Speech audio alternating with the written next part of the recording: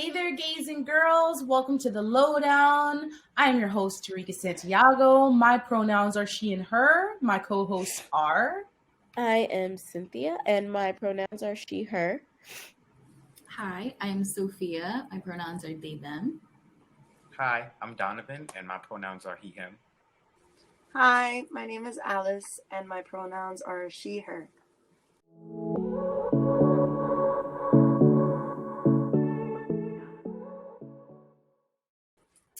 Let's get into the juicy stuff. Alrighty, so today we'll be watching a very cute video that's giving me Very cute rec vibes. Are you ready? It's the next chapter in a penguin love story. That telltale bulge under Skip is the penguin version of a baby bump. Or maybe that's Ping. It's tough to tell these birds apart. But keepers at the Berlin Zoo know this much. Skip and Ping are both male, they're a couple, and now they've been given an egg. This is perfect. Zookeepers here say the pair was so eager to become parents, they tried hatching rocks and even a fish. So they knew the two were ready to keep an abandoned egg warm until it hatched and to raise a chick. The zookeepers placed the egg in front of them, and they immediately took it and balanced it on their feet, and it's what they are supposed to do. Same-sex penguin couples have been observed in the wild for at least 100 years. The behavior, no surprise to penguin experts who helped their famous English couple, Ronnie and Reggie, celebrate Pride Month. These two ladies in London are so good at parenting, the zookeepers gave them a foster chick last month. And these Aussie dads, Sven and Magic, have nurtured baby Svenjik into a thriving teen. And it's not just penguins. Researchers have seen same-sex partnerships across the animal kingdom. We see it all the time in the wild with mountain gorillas, with macaques and other species.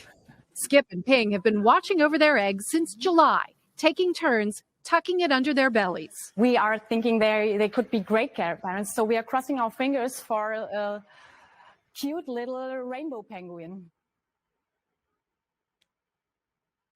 Adorable. Stop. That was the cutest thing. Penguins adopted a whole baby. They kinda did like that did baby penguin wrong. They could have named him better.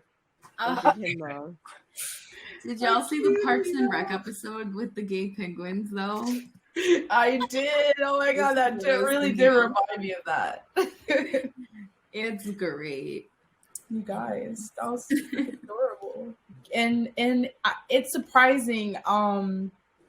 I don't have the research in front of me right now, but I've read that there's surprising a number amount of animals that are gay and how seamless gay is in the animal world. Like they're not making it a big deal. They're just like, I like you. You seem There's cool. a fish that like turns herself into like a dude just so she won't get bothered. Is it a clownfish? Is that the clownfish?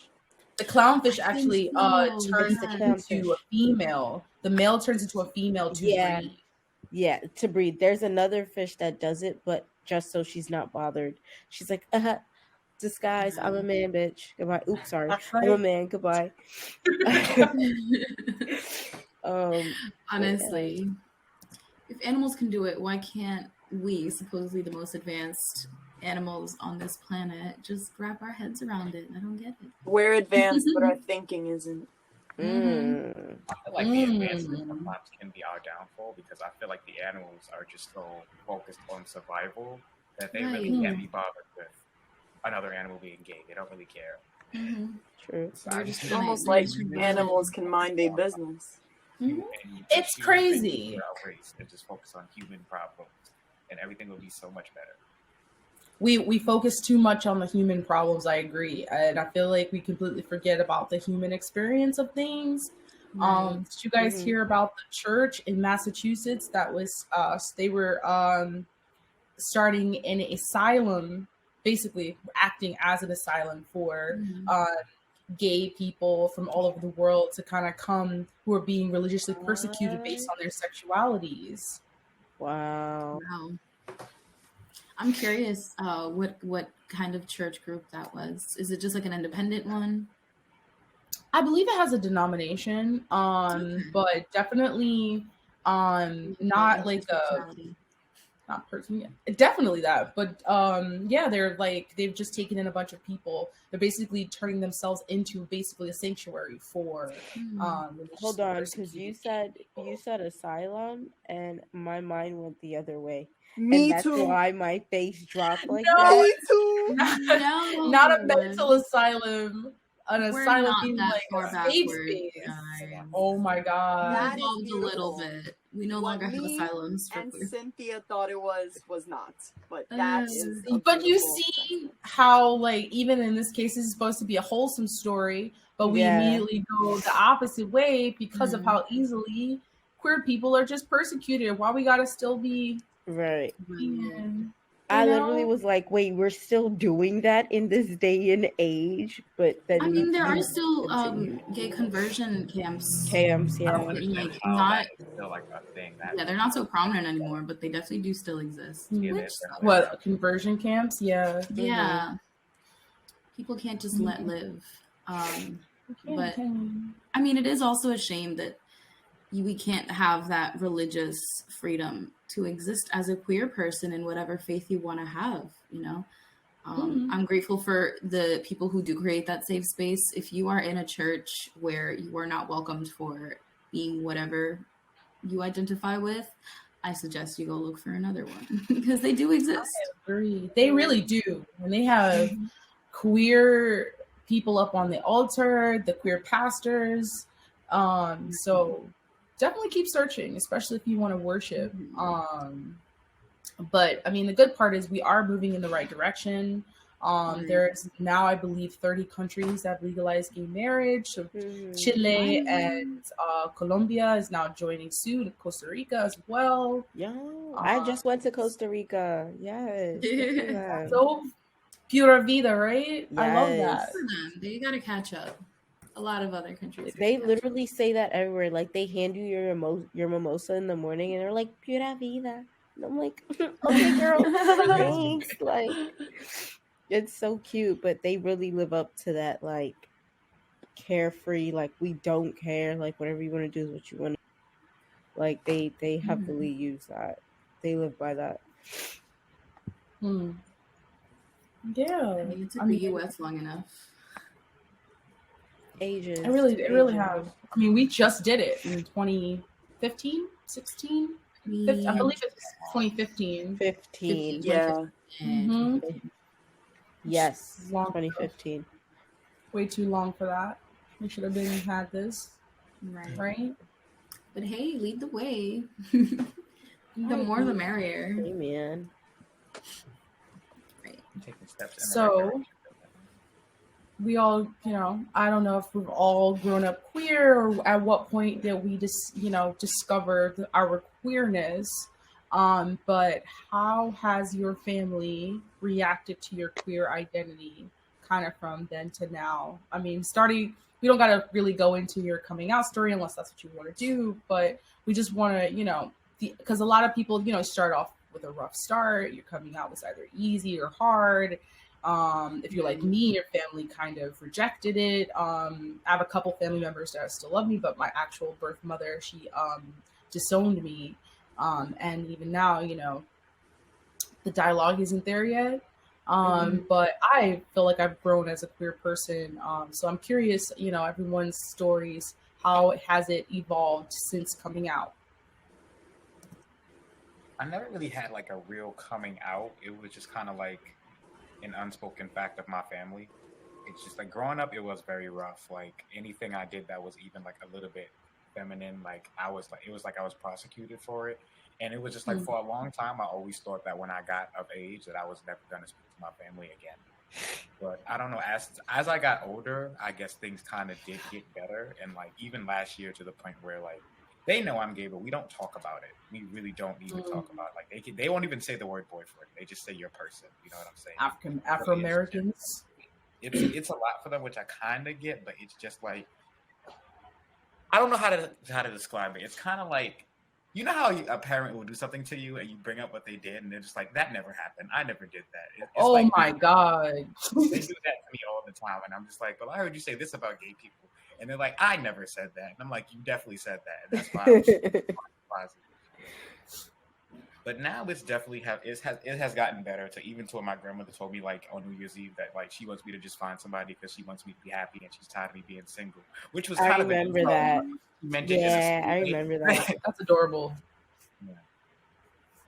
That's adorable. What about you, Alice?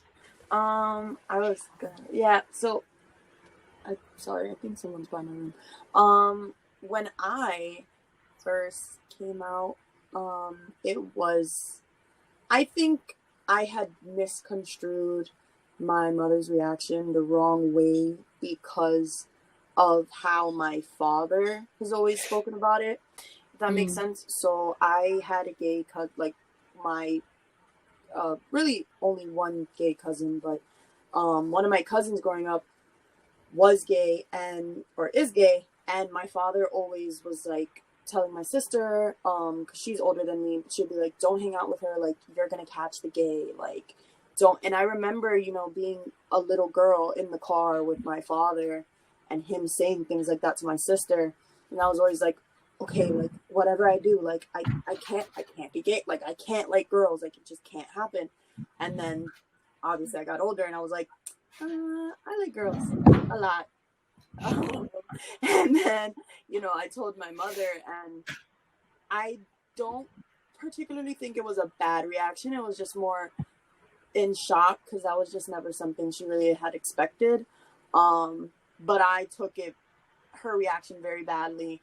And I remember that night just like telling her and like coming to my room and like crying. And like we didn't talk for like pretty much the rest of the night, but she was like in front of my room, like kind of begging me to like come out. And like now it's way better. Like, so I'll go in my room, I'll be like, Mom, I'm talking to this girl, and like, ugh. And like I think still sometimes like she's not particularly too keen on maybe hearing it, and maybe she's not too keen on the idea that I could marry a girl.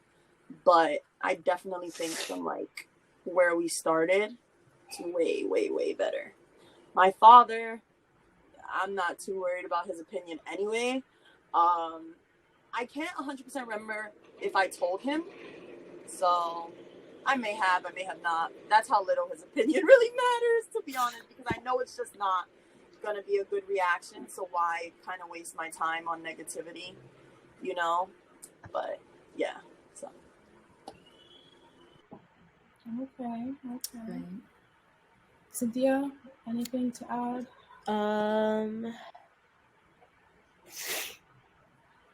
So I knew I liked girls my sophomore year of high school, which was ages ago.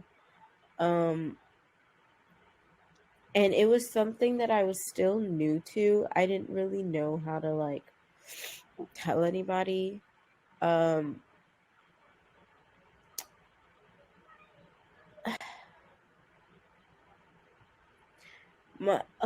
Okay, so I have to get into the story in order for you guys to understand. So my first girlfriend, she was my first college girlfriend, and I brought her home for Thanksgiving or Christmas, and I was like, haha, here's my girlfriend, guys, and everyone was like, okay, and they didn't really like even bother like talking to her. I guess because the tension was so high and we felt it like being in the same room, we were like, we don't really want to deal with that right now. And so we ended up breaking up, and they were like, oh, okay, so you're going to go back to dating boys, right? And I'm like, no. Wait, what? Are you okay? Like, they're like, oh, it's just a phase. No, it wasn't. And I think that's something that like triggers me now, is like when I hear like parents say that to their kids, or like when I read or see something about like, oh, it's just a phase. It's like, no, it's not. Like you don't know what's inside their head. You don't know like what they want to say, how they feel about it, and then for you to just talk over their feelings and not acknowledge it at all is something that I went through. And so my mom really didn't talk to me. She was one of those Caribbean parents that called back home like, "Oh, did you know that Cynthia did it?" And it's like, why? Why? Like, why is that so within the culture to bring everything back? Yeah. And I just think that it was hard. It was really, really hard because I didn't have anyone to talk to. But now I'm the gay auntie. I'm the gay auntie with my friend. And they've also actually recently just met my current girlfriend. And they all love her. Like, it's the vibe is different though, because I guess they had like time to like kind of like sit with it, you know. And even after my ex-boyfriend, they were like, "Okay, so like you're gonna stick with men, right?" And I'm like, "No, that was a chance. I'm never giving it again. Stop." So now it's just like that's just what I'm gonna do. And I don't think a lot of teenagers or like adolescents now, in trying to figure out their identity, they don't know what they want. So it's like when you're trying to figure out what you want, there's so many options, there's so many things coming at you. You don't have time to react, or you don't have the decision to make right there. And I think you need someone who's gonna support you and help you kind of make those decisions, or like guide you to make your own decisions, you know. And not a lot of people did that. I'm an only child, so I don't have a sibling. And it was really my older cousins who were like my siblings, but they were the ones toxic. Get it? So like I was just like, I don't even want to bring that to y'all. But now it's all different vibes. We went to Costa Rica together. They love her. They want to see her all the time now. And I think y'all fake. Y'all are fake for that. But I love it. Like, y'all are fake for that, but I love it. Like, I love seeing that energy with them. But your girlfriend is also very dope, so I'm glad that it's come full circle for you. Yeah, thanks. Sophia, do you wanna? I know you said that you're not quite sure where your sexual identity lands right now, but do you want to give us a little bit of your experience to kind of leave us on a high note? I can definitely talk about my experience in the sense of don't worry too much about like finding a label. If there is a label that you find that fits you, go ahead and use it. If later down the road you find out that, hey, maybe I don't identify with it, or you find one that makes you feel more comfortable, like always be open to change, like always be open to get to know yourself.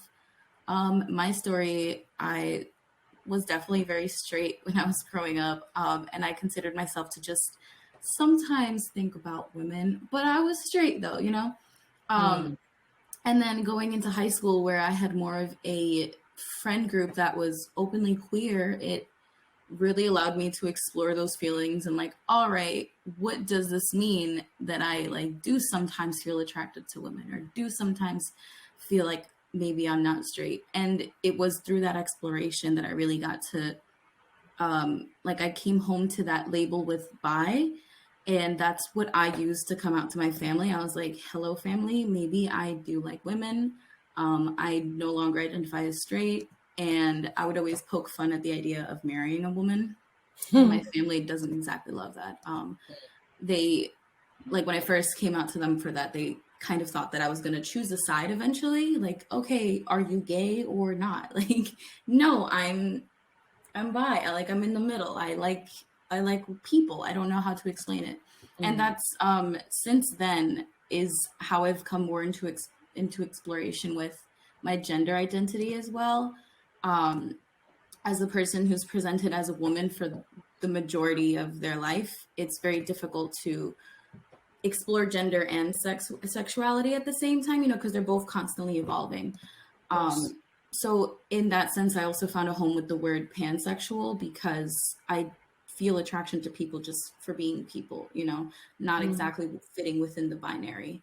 But I do specifically have the conclusion that I don't like men like the way that I thought I did my whole life. No, I recently ran into the word compulsive heterosexual, and if anything, that is what I am, a compulsive heterosexual. But realistically, like emotionally and psychologically, like that clicking was never there. So I do like the word lesbian. But again, it's, I'm only in my 20s. It could be completely different a few years from now. So I'm open to change, and I'm comfortable in that little realm for now. So yeah, also don't forget that you're never done, growing and evolving, and whatever you are, that's what you are. Don't be afraid to change. Absolutely. As someone who originally identified as bi, and I still kind of do, just because for the principle of, I want to help destigmatize bisexuality as choosing a side, or the whole bi erasure conversation. I feel like we should like highlight it a little bit more. But now, as a 30-year-old woman, I've slowly begun to like realize that I'm more on the pan side. I'm definitely a romantic in a lot of my relationships. I tend to fall in love with my best friends very easily because I am attracted to strong women. I'm like the type where like meet a girl, fall in love with her, and start questioning: am I in love with her? Do I want to be her, or do I want to be her friend? So it doesn't stop. Even when you're 30, you're still like, why do I want to be marry all my friends? But wrapping it up, I'm definitely want to get remarried as a divorced person. But now that gay marriage is legal, is everyone open to the idea of tying a knot one day? I would love to get married one day. I would love that. That's my dream. We need more gay weddings. All the paperwork and stuff officially. It's so much that goes into it. But I am glad that gay marriage is legally a thing, because now gay spouses can go visit each other in the hospital if they're like on the death, or they can make decisions for each other. That's a privilege that straight people had for a long time. So although I personally am not too keen on the idea of marriage, I love that the option is there for me to be protected by the law. We like options, right? We love the option, we want the human option, the human rights part of it. That's is the literally option. The human rights part of it is having the option. Absolutely. I might want to get married. I'm not too sure.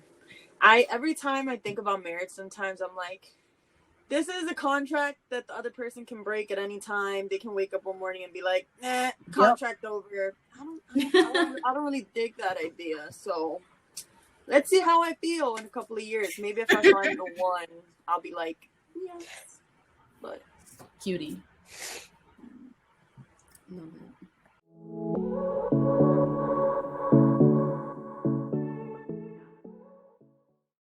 Hey there, I'm Tarika Santiago, and I'm joined by a very special guest for a little one-on-one lowdown. Alice, you can introduce yourself. Hi, my name is Alice Furman. My pronouns are she, her, and my sexual identity is bisexual. Oh, yes, bi power. Oh, and a fun fact about me is that I collect Funko Pops. I have a wall of them. You collect Funko Pops too? I heard you also collect mugs. I do collect mugs. I love mugs. They're so cute. Is it Cat in the Hat? Is that what that is? It is. If it didn't have water in it, I'd flip it upside down and show you. But just imagine. Well, cheers. I also mugs. Oh, I love them. Nightmare Before Christmas. Loki could be a Christmas movie and a Halloween movie. So don't you just love that? Yes. Amazing. I love that. So what is it about us queer folk and aesthetic? Like, we really do love our pop culture thing. Just I know. It's just because we're just all so full of personality. That's what it is. Right? I just feel like our personalities have been suppressed for so long. A lot of us had to stay closeted or, pretending for so long that when we get that chance to be in the gay space or the queer culture itself, we just go. Yeah, you just gotta let it all out because now you can. That's really what it is. And sometimes it's hard because it's like you don't really get a manual on how to like learn how to be yourself. And I think that's, or like be comfortable with like being yourself and showing yourself. And I think that's definitely something that I like still struggle with. And I think recently I've been kind of like realizing that like there's people I've known for years that are like my best friends and like don't know things about me because like I just am, I don't know if maybe nervous to really show them, but just like maybe just afraid of my real, like, things I like and my true identity and like stuff like that. You know what I'm saying? Sometimes I'm afraid it's going to be too much for someone. Oh, no, but you're not too much. No. You remember you cried? You said what? The last time I cried? What you said? Wait, we're going to cut there again. Do you remember your first Pride? Oh, I'm so sorry. It like cut weird. I did not hear that.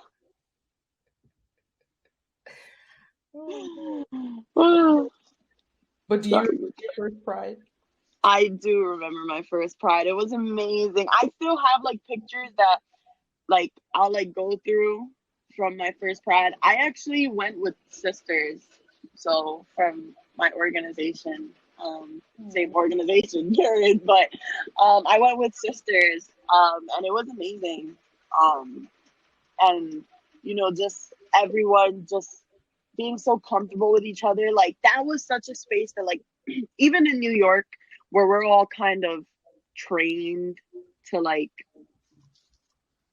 not be near each other, like that was, everyone was so comfortable and like so open and willing to like talk to one another and get to know each other. And I have like photos of like with people that just like hopped in my photos and were just like, hey, like, and I think it just felt very safe in an environment where like it's usually not. So I loved it. It was beautiful and I had the best time and I wish I could have gone last year, but I didn't get to because I work. So. Same. Retail. That's okay, right? At least we get to be around the gay stuff around Pride. I feel like for this month leading up to it, it's always rainbow everywhere. Which could be a blessing or a curse, but I feel I'm gonna keep celebrating right now because there's always people willing to take down the rainbows as much as there are people willing to put them up. But in the spirit of that, do you consider yourself a gay or a seasoned queer? I'm 1,000%, and I would semi feel sometimes shame about this, but not really. But I am definitely a baby gay, and I don't think shame per se, but like sometimes it's a little like because I feel like a lot of my friends are seasoned queers, so sometimes like we'll kind of be talking about things, and I'll be like. I don't have all the input in the world to put in. Explain for those who don't know what a baby gay is. So basically, I'm semi new to like the community and just like my identity in itself. I only came out, I'd say, definitely in college. It was within the last 4 years. I definitely think I came out maybe 3 or 4 years ago. Probably around 3. But so I'm very much new to certain things. And I still struggle with like talking to girls and like, even picking up where do you even sometimes I feel like I don't look like and not that you can look it, but like sometimes I feel like I'll be on Tinder and I'll swipe and swipe and swipe, and I'm like, none of the girls swipe on me. Like, I'm like, why? And it's just, and I still try because we still gonna try. Yeah. But yeah, so I'm still kind of new. I have a little bit of experience, but I'm still, getting used to the waters. I want to say like I'm in the middle. I'm not quite a baby gay anymore because I've been out for long. I want to say 8 or 9 years. Not to my family though. So technically, only for the last 3 years have I been out to my mother and my family. But living in New York City, I was like the gayest. As soon as I was like out and crop top and kiss whoever the F you want and all of that stuff. With being in the community that's new, do you feel like you've had any truly negative experiences that's impacted you? Because you talked about like your first Pride, and that's always the introduction. But like now that you're here, what are some of the things you've been dealing with? I feel like overall, I think that's one aspect that has been pretty positive, I think, for me. I don't really think I've had many negative experiences. I think maybe in terms of personal relationships, in terms of like, I have a person that I'm like, that's the one that got away, and I'm like, oh, I miss her. And in terms of that, maybe like mini heartbreak, definitely, like, yes. But overall, I think it has been pretty positive. It's something that I really do enjoy, like, kind of diving into and like learning more about myself in terms of this new community that I'm in, and like this kind of, I guess, new part of my life that I'm in, because for the first 18 years of my life, I really thought I was straight and like, yes, like a man. And now I'm like, oh, a man, like a woman. So in terms of, I think not too many negatives. Okay, that's good. So what would you say your most positive then experience has been like in the since coming out? I think I want to say definitely like my first Pride is probably one of the biggest. I loved it. It was amazing. It was just so beautiful. I felt so comfortable with everyone. Like, even as a fresh gay, forget baby gay, like I was a newborn gay.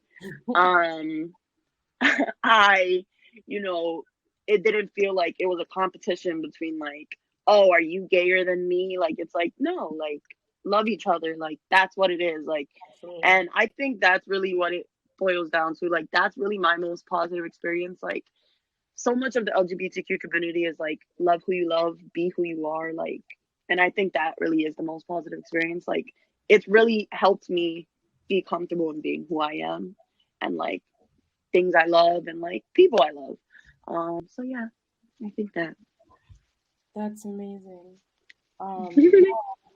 New York City Pride is something to definitely behold. So if anybody you're thinking about ever like, oh, do I want to? Yes, come to New York City Pride. Yes, come do it. Don't even. Thank you so much for. Thank you. It was so great talking to you, Tarika. Thank you so much for joining the Lowdown. Once again, I am Tarika Santiago. I am Cynthia Fontaine. I'm Sophia. I'm Donovan. I'm Alice. We will see you guys next week. Bye. Bye.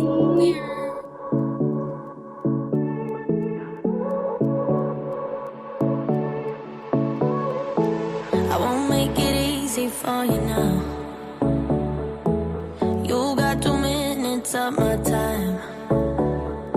And I don't really break too easily, but I'm worth it, 'cause I'll slip into your dreams tonight. Oh,